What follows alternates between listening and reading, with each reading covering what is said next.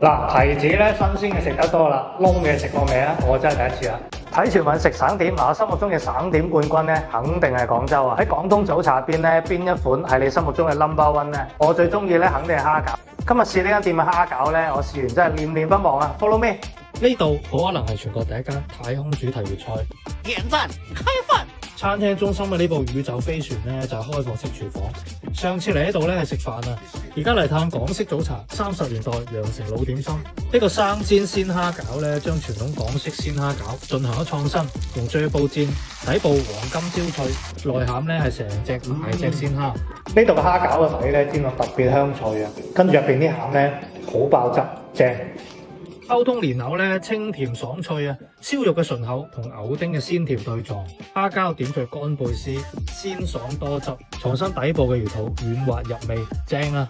呢個咧係傳統糯米雞嘅升級版，加入咗雞油，味道更加鮮香醇厚。千層酥皮包裹栗子蓉，酥脆爽口，栗子餡香甜細膩，口感飽滿。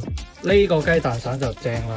喺傳統做法基礎上加咗松子、果皮絲，再淋上蜂蜜啊，再撒上芝麻，吃完還想吃。嗱，飲茶咧都中意半菜半點啊！呢度嘅啫煲咧都好出名㗎。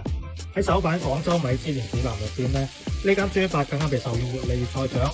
哇！呢度嘅廚師都好似喺度參加緊15運啊！啫煲上菜過程都係烹飪嘅過程啊，爭分奪秒要同時間賽跑。呢個游水帝王蟹腳咧超彈啊，同埋好中意咧加入咗好複合嘅一個蒜香。我覺得咧咁先叫真正食緊蟹柳。呢度嘅啫木瓜咧平時就係食啦。呢個啫提子咧我就第一次，真係一直都想試嘅，菜單睇到過。嗱，提子咧新鮮嘅食得多啦，燶嘅食過未啊？我真係第一次啦。佢入邊嘅成個味道咧係提升咗，好似好濃縮嘅提子醬咁，好特別。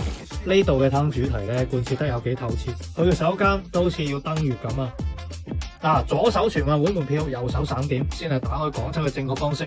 而家有個尋找廣東省點計劃投票活動，大家可以去為你心目中嘅省點冠軍投票。關注我一齊食好啲，下期再見。